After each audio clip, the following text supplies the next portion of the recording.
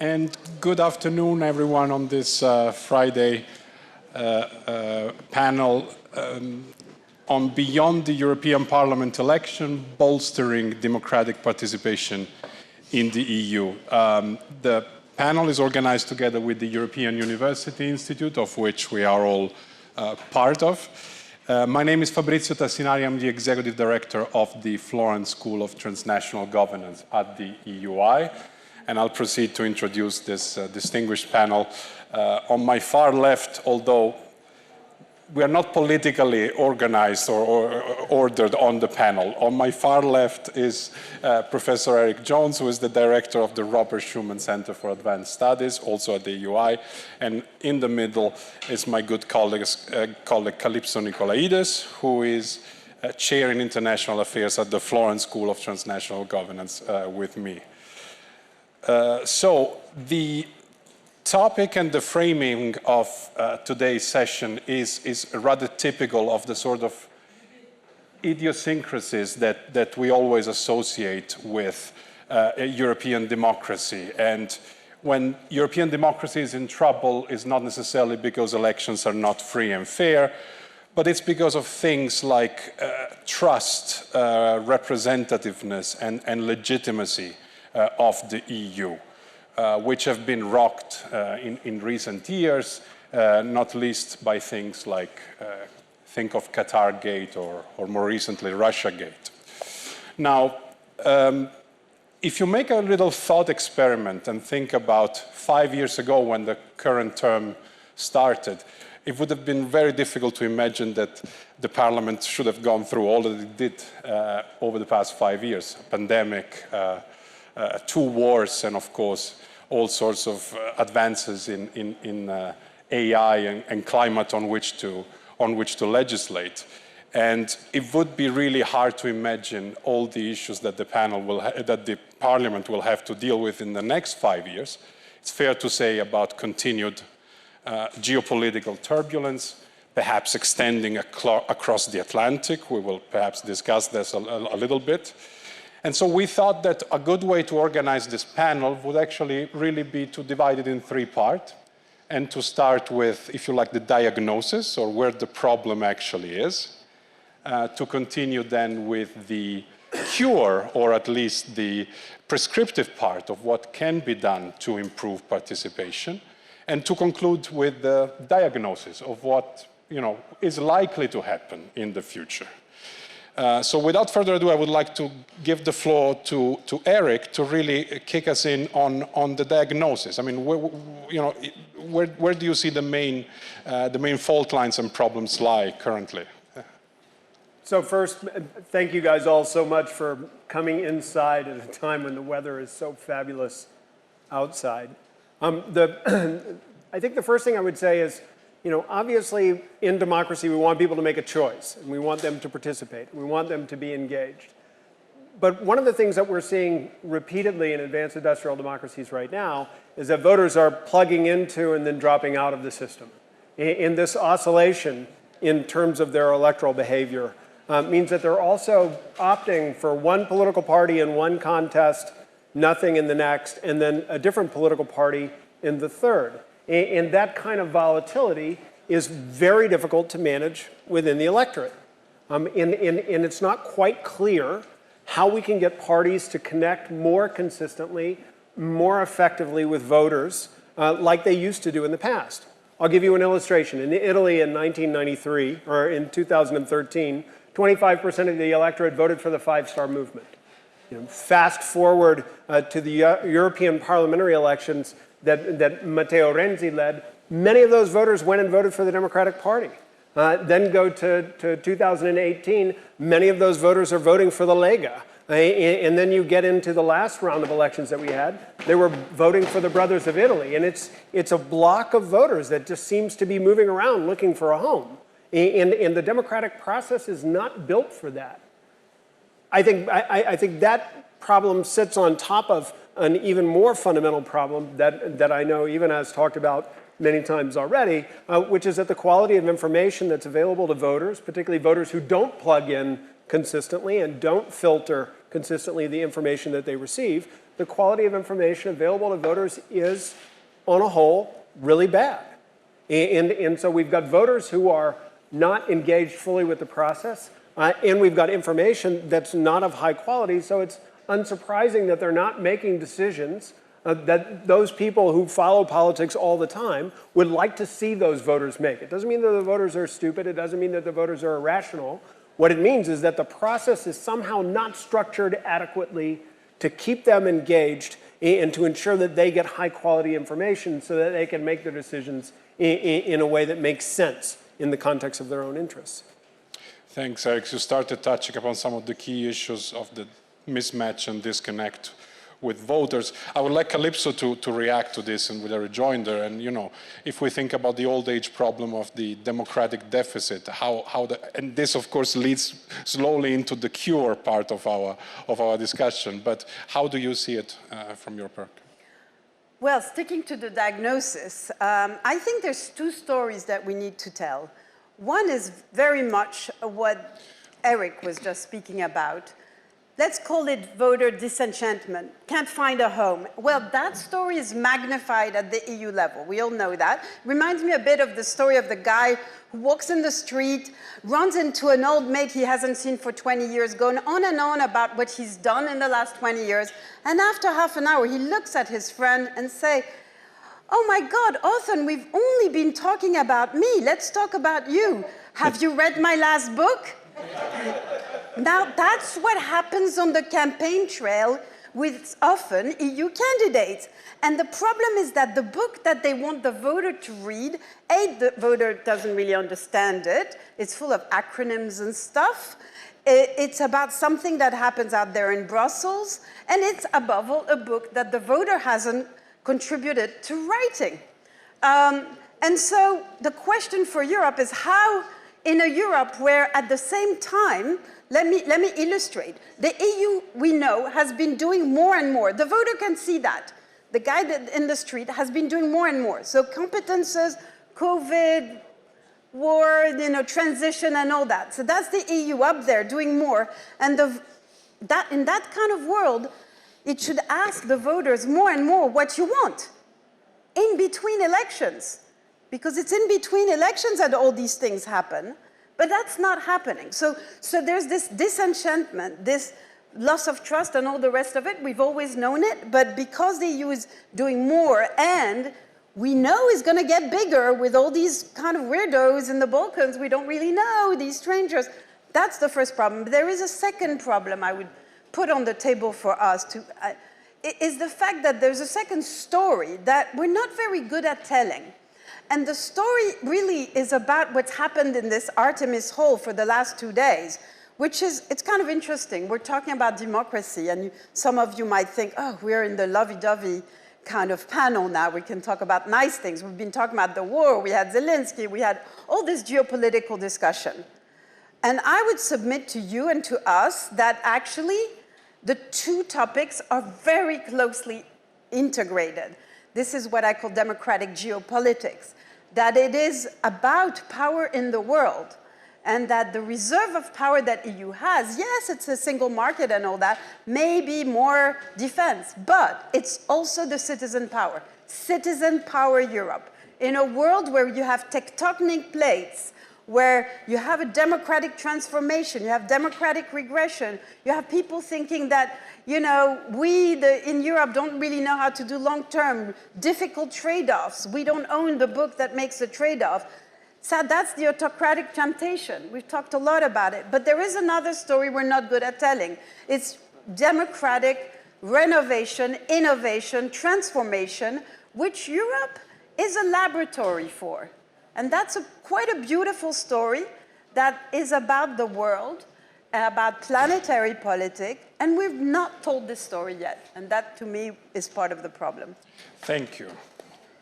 Thank you, Kalypso. And I think, your mentioning of democratic geopolitics and the sort of cure that would be needed for that is really preparing the ground for the more prescriptive part. And you have done a lot of work over the decades, but especially in recent years, about precisely how to improve, deepen democratic participation through citizen assemblies. And I would ask you to maybe, starting with you now, to tell us a little bit about what this work has been about and how it actually feeds into the kind of problems that you mentioned. Well, indeed, and you know this because at EUI we have been working with friends, many of whom in the room, including the Athens Democracy Forum and others, to spearhead an adventure which we call the Democratic Odyssey. And the Democratic Odyssey wants to be one element of the answer. It's not a magic wand, but it is a story we want to tell and a movement we want to create and a campaign for radically democratizing the EU through other innovations, more consultations of citizens, but above all, being inspired by ancient Greeks. And here we are in Delphi. Maybe we could think about democratizing the oracle, because a lot of our policies are about foresight, how it is urgent to act long term. How do we make the trade-offs now that are linked to the long term? Well, the oracle might have given us the answer, but today it's the demos that should give us the answer. They need to own the hard trade-offs between the social and the ecological, between mobilizing for war at our borders and managing our borders, and everything we heard from the commissioner just before today, and from many other speakers. And we believe that there is something to take from the wisdom of ancient Greece, which was democracy by lot, random choice, random selection of citizens in citizens' assembly, where they rotate, they don't stay in power too long, and this has a number of advantages: less prone to corruption. We've been talking about Qatargate and all the other problems. Mobilizing collective intelligence. People have a lot to say about how to deal with issues. It's also about democratic resilience, because it's about educating citizens, involving them. There are many advantages to these citizens' assemblies, and what we believe is that you need to do them at the European level. Now, there are two models which we're trying to reconcile. One model is what is happening in Brussels and has been happening for quite a while, the Conference on the Future of Europe, the citizen panels, but that is from the, it's great to experiment. We do see the institutions making efforts to involve more citizens.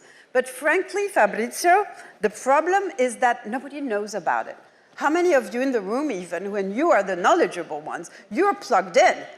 So let alone the rest of citizenry, connecting mini-public, so-called, and maxi-public out there, the public sphere, very, very hard. So we need to be much more imaginative in that. But the problem is if you just go to civil society and all of these movements, and they do organize these kinds of citizen assembly, they don't have the finger on the levers of power. So the question we ask with the Democratic Odyssey is how can you reconcile these two worlds? How can you bring them together? That's what we're hard at work with. And the last point I'd make here, Fabrizio, is to say that, yes, we are academics, or we are whatever we are, thinkers, or, but we want to be activists. We are getting our boots dirty. So with all our friends who are contributing to this consortium and this network, we are in the process of organizing the very first. Well, we had a first trial in the PNICA last year, and George Papandreou, who's here and who is going to speak after us, was part of this, and Achilles and Anthony and others. So we had a trial, but now we're going to do the real full-scale one next September. And we very much believe that it makes sense to bring together the old intuition of the boule and modern technology, virtual technology, and inclusiveness, because the ancient Greeks, you know, they were not that inclusive, right? So we have to correct their mistake while making our own mistakes in the process. This is an organic story, and I'm very glad to have this opportunity here in this forum to give you a small intuition of what this project is all about.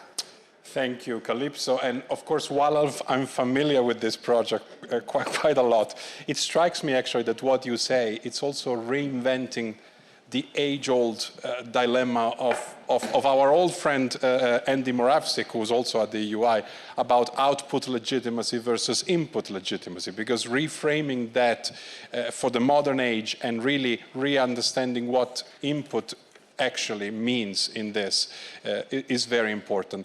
Erik. But can I just say, yeah. Fabrizio, in 20 seconds, at the end of the day, if we really manage to bring in citizens, groups, trade unions, the vivid civil society, we will get better output because people are clever, because they need to own the trade-offs, because all of these policies are very difficult, you know, winners and losers and compensating the losers and hard choices about short-term, long-term.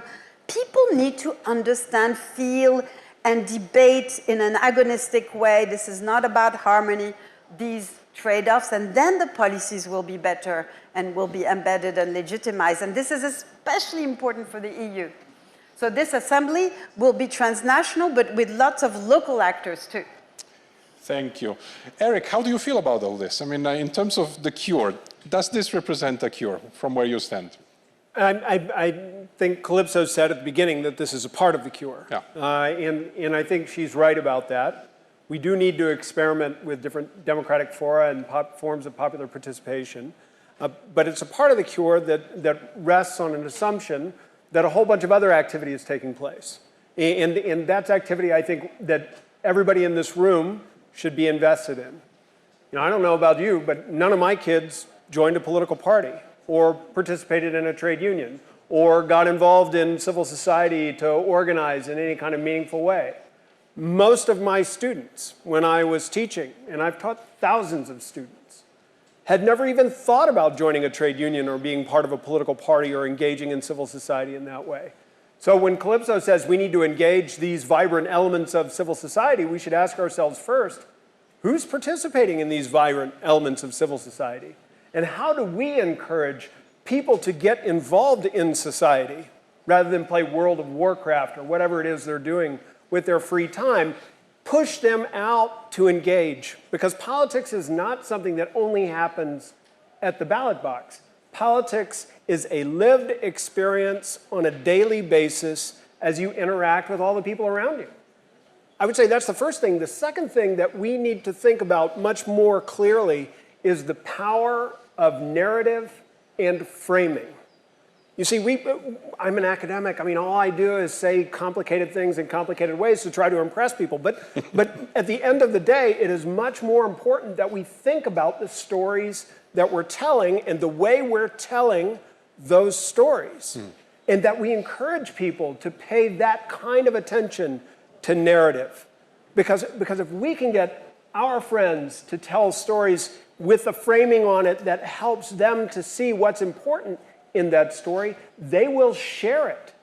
And I can tell you from all the studies of marketing that I've read, you can buy all the ads on TV that you want. It's word of mouth that sells goods. The ad is only important insofar as it gets somebody to begin sharing that information with their friends. We need to think about politics that way. If we don't like who the candidates are, we need to figure out what the story is that's going to make people understand who the better choice is and why.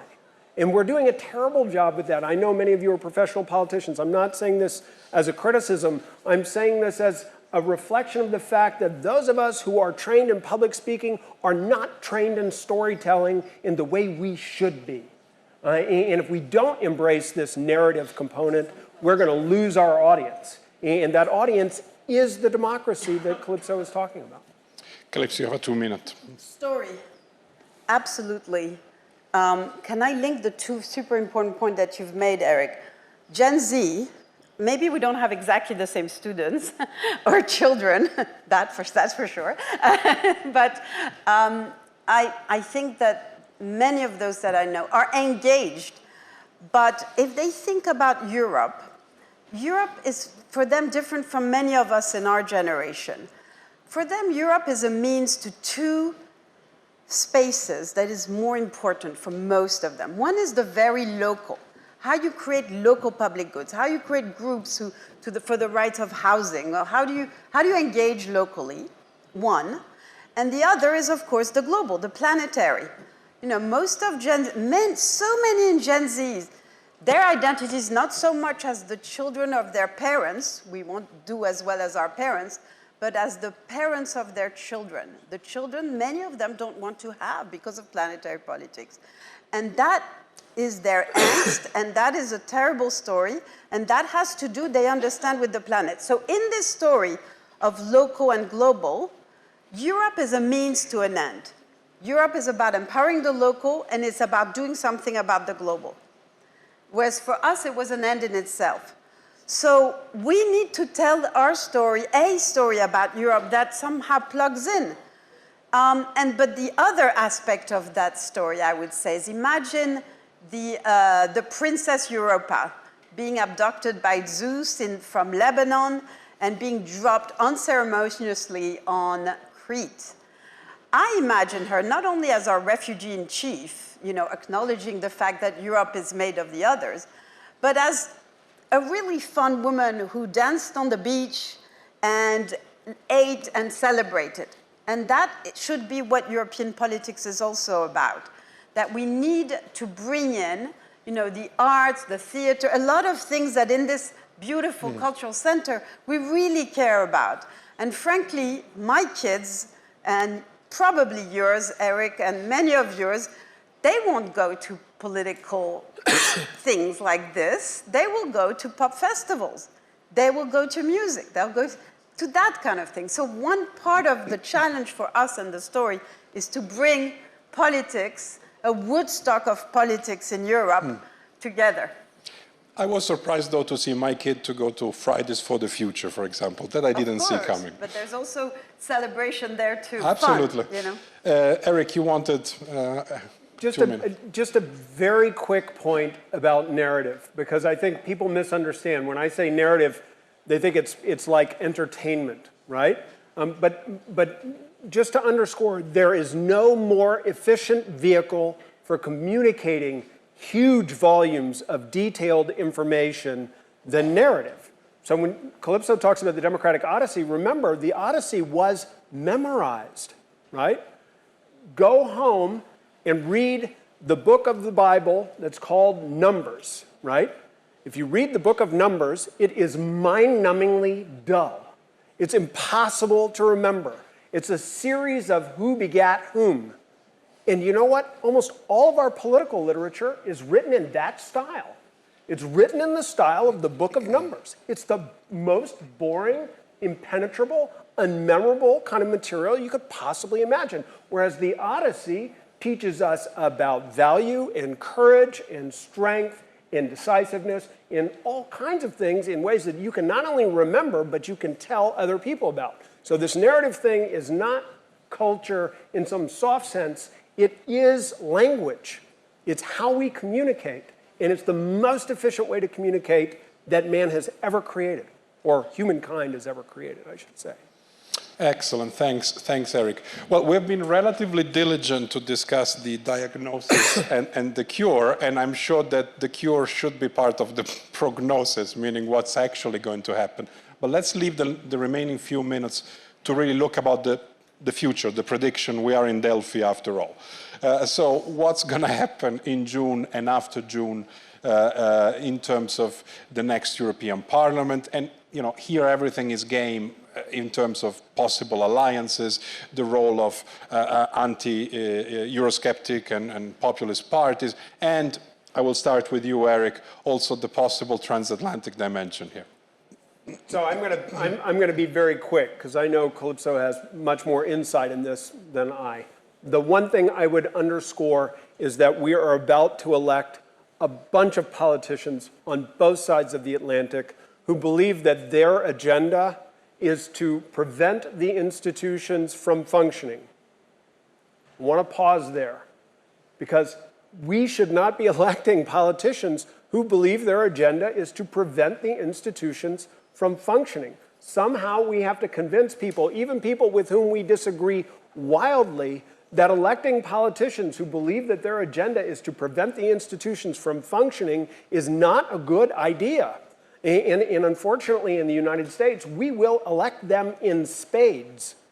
You want to know why the United States is not supporting Ukraine the way it should be right now? It's not that the vast majority of our elected politicians don't want to support Ukraine. It's that a significant minority do not want the institutions to function, and they don't function as a consequence. So we need to be very careful about that. And I'm afraid we're going to see a lot more of that in the future. Thank you. Kalypso, you indeed have more to say on this. I mean, first of all, as I always tell my students, there's nothing harder to predict than the future, which is why in our business, in international relations, we only predict the past. That being said, one point about what you just said, Erik, isn't the key answer to the fact that you're going to have blocks that stop actions from happening to diffuse power? Look at when Trump took the US out of the COP process. There were already many cities in the US that were so involved, he couldn't unplug them. The Paris COP actually made sure that there was an involvement of many actors. And I think that's what we need to do in the EU. Yes, we will have a new parliament. Yes, we will have a new parliament that actually will be much more fluid than the current one, with different alliances on different issues. A shift to the right, yes, but the center will kind of stay the center and work with probably the Greens and the left on the digital and green transition, and on the right with other, maybe finance, or maybe, we will see. But the question for me is whether and to what extent the EU can sustain these very ambitious, adventurous transition that it has been engaged in the last Commission, helped in very, very paradoxical way by COVID. We know that COVID made it possible to mobilize new debt by the EU. So I'm coming back to my initial point. The more if the EU wants to sustain greater cooperation between member states, including in producing mobilizing industrial policy for the Ukraine front, then the more it does up, the more it needs to involve society and citizens. And this is not naive. We need to do that so that people will find it legitimate for the EU to do more, which we know is a problem. And we know that enlargement is going to raise huge distributional issues.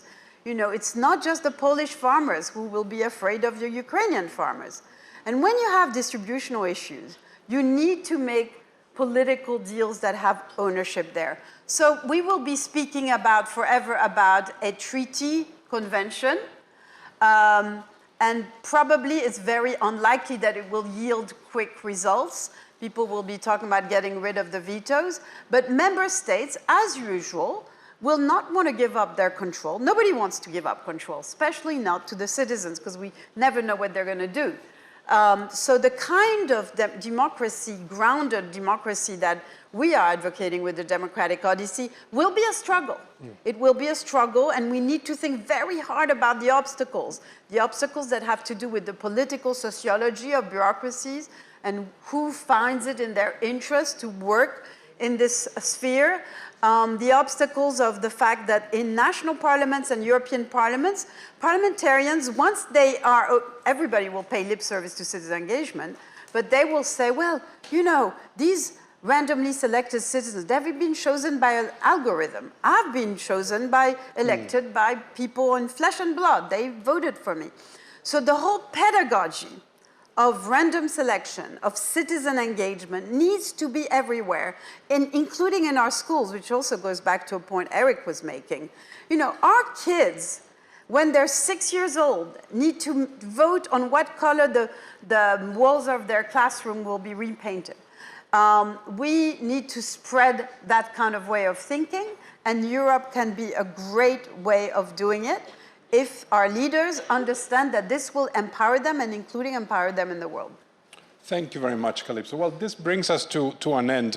I think much of the discussion going forward in the next few months will also be about things like how so-called populist, whatever that means these days, it's become such a general term, so it's difficult to know what it means, but how and whether they will be able to cooperate with the Brussels institutions. And we have started to see this in recent times, especially looking at the Italian government. But I think what we discussed today here was precisely a different way to understand the problem and indeed the solutions. About the predictions, well, the gods of Delphi today gave us power cuts and a lot of wind, but we hope that we also give some hope about the future of European democracy. Thanks so much for joining us.